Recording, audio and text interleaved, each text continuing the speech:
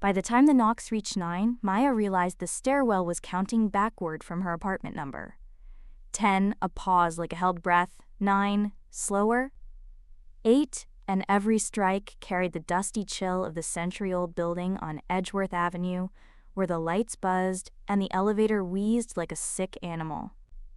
Her neighbors said the stairwell had a voice. They said you don't answer it, you don't count with it, and you never, ever open before it finishes. Maya hadn't planned on breaking rules. She hadn't planned on anything at all. New lease, new job at the night diner, new solitude.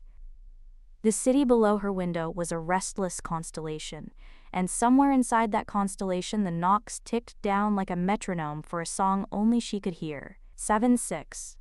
The peephole gave her a fisheye of darkness and the curve of the landing rail, but nothing else. No shoes, no shadow, just an unlit stairwell that breathed.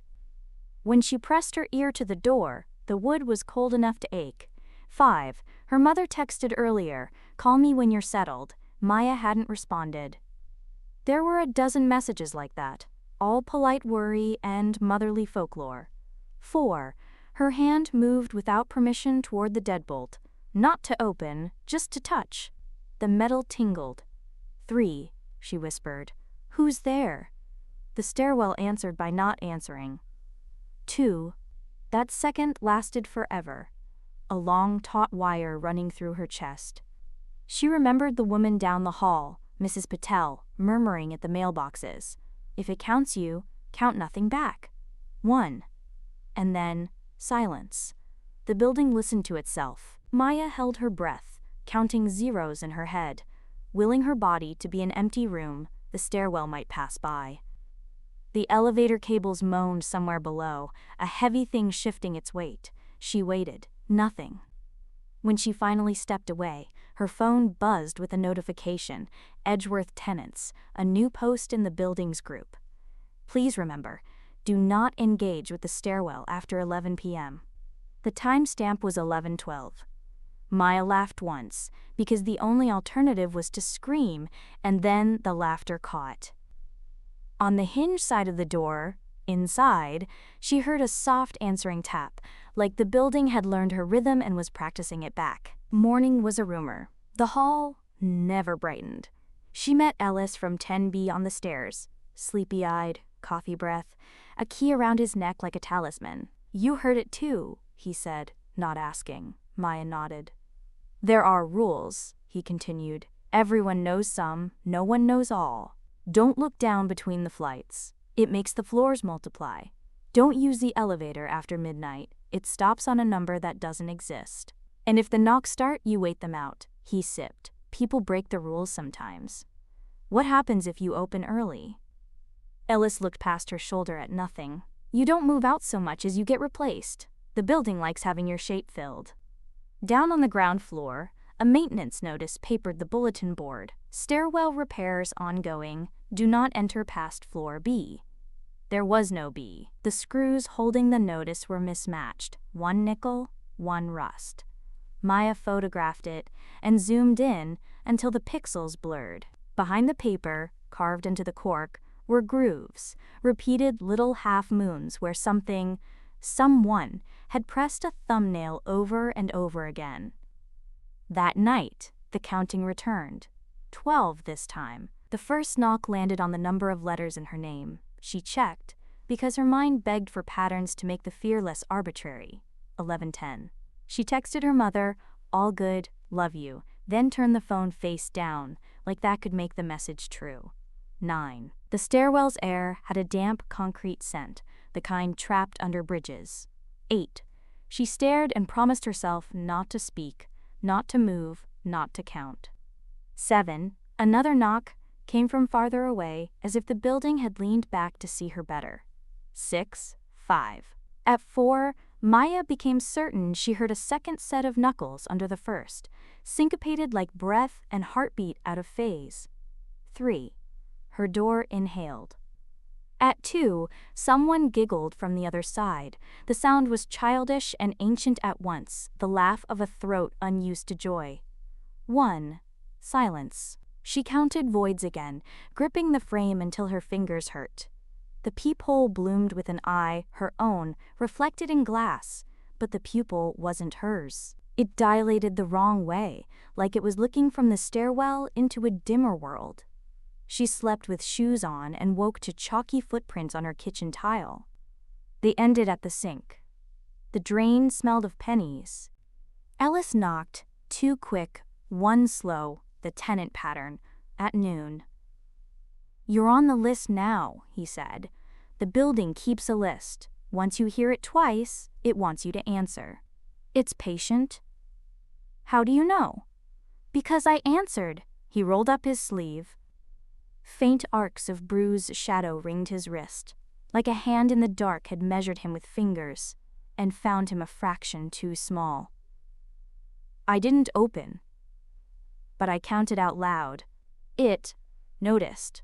He handed her a photocopy from his folder of inherited lore, a ghost of a pamphlet titled Edgeworth, Guidelines for After-Hours Safety, no letterhead, no date, typeset like a church bulletin. Rule 1. If you hear knocks counting down, remain still until silence. Rule 2. Do not complete the sequence aloud. Rule 3. If the sequence repeats, change the subject. Turn on music. Boil water. Anything that makes time misbehave. Rule 4. If a neighbor opens, shut your eyes. The stairwell prefers an audience. Who wrote this? People who don't live here anymore. That evening, Maya staged resistance. Kettle on, radio whispering a baseball game delayed by fog, a metronome app thwacking in 5/4 time. When the first knock fell, she turned each device louder, building a clumsy orchestra of ordinariness. 11:10. The metronome stumbled. The radio drifted to static. The kettle forgot to boil. 9:08. The building untuned the world, and the silence grew heavy like wet wool. She couldn't help it. On 7, her mouth formed the shape of the number without sound, as if thought alone could sign a contract. Something delighted in the hall. 6. 5. 4. Her phone screen, face down, lit. A mirrored notification crawled backward across the glass as if reflected in water. Eno Tino D. 3. 2. The final knock arrived not on 1 but on 0. 1 extra, a hidden floor of the countdown. On that 0, a key turned in her lock from the outside. The deadbolt held with a groan that sounded almost human. "Don't narrate," Ellis hissed through the wall. "It listens to the shape of your voice. It wants to learn your ending." Maya wrote Rule 5 on the pamphlet with a dull pencil. When the building adds a number, pretend that number was always there. On the 3rd night, the elevator refused to wait for her. The doors kept sliding shut as she approached, gliding like breath over glass. When at last it admitted her, the panel had new buttons. 1, 2, 3, and a smudged brass square between 1 and 2 with no number at all. She pressed it because rules are only strong in daylight. The lift lurched and began to descend between floors, stopping in a seam in the building, in that space where walls confess their bones. When the doors parted, she faced a landing that did not belong to any geometry she knew. Steps folded and refolded, rising both up and down. The railings curved into themselves. A shadow sat on the far stair like a creature taking up the pose of a person. It watched her with the absence of eyes. Somewhere above, a familiar knock fell. Distant, polite, counting a stranger. Somewhere below, another answered, closer, eager, counting her. Maya stepped out because fear insists on movement. Her phone lost time. 113 became 108, then 111, numbers rearranging themselves to make a door in the night. She marked her path with pennies from her pocket, pressing each coin into a seam of paint. They sank like warm bread. "You can't be here," Ellis whispered from the stair behind her. He must have followed. Or perhaps he had been waiting, because the building often rearranged cause and effect. "Turn around. Close your eyes. Walk toward your own name." "How?" "Say it backward. All names are doors." She tried. Each syllable tasted like dust. The stairwell approved, rustling its concrete like an animal settling. The knocks began in earnest now. 15 down to 14, a number set she didn't own. Another tenant. Someone else on the list. Maya's heart made its own countdown.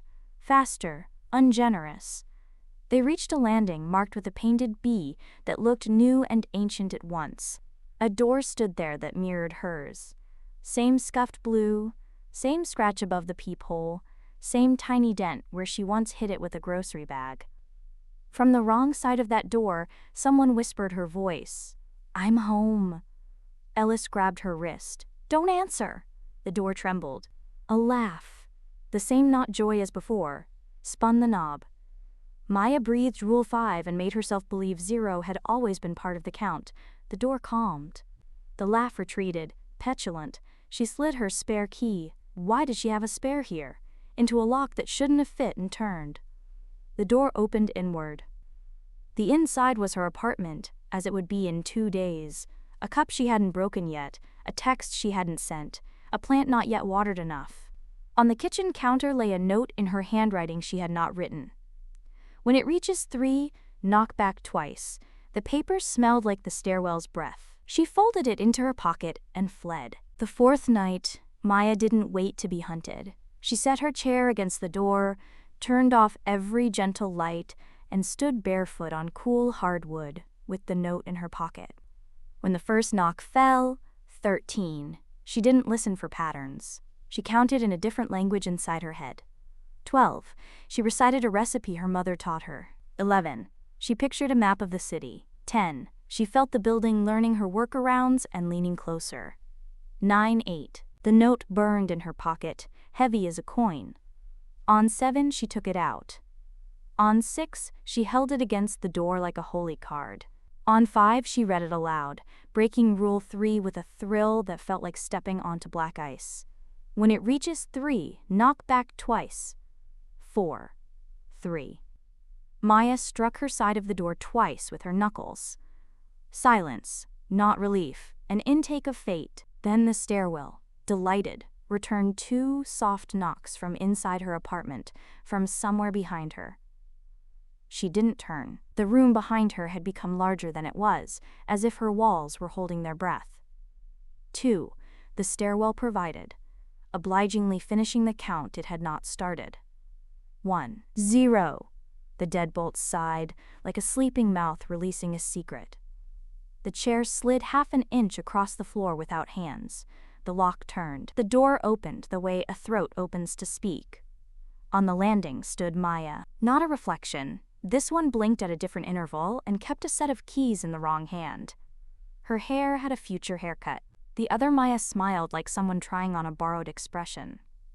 "You left me a note," she said, voice hazed with the staircase's humidity. She held up the same folded paper. "So I answered." Ellis shouted from the hall, distant as if through cotton. "Close it! Choose!" But the building had already chosen. 2 Mayas looked at each other like hands meeting in a prayer they didn't believe in. The air smelled like pennies and rain in pipes. "Tell me," the other Maya asked, tilting her head, "how many knocks did you hear?" Maya kept her mouth still.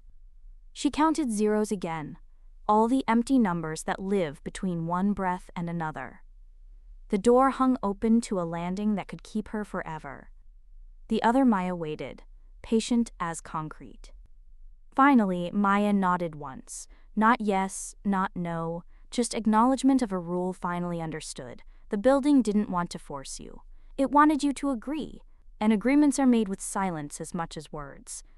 She stepped back. The door did not slam, it closed as if the building were tucking her in. The deadbolt turned of its own accord. In the hush that followed, the stairwell whispered a number that wasn't hers anymore.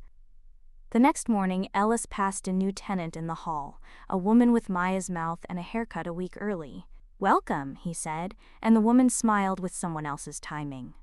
That night, the knocks counted down for a different door. Maya, whichever Maya remained, did not count with them.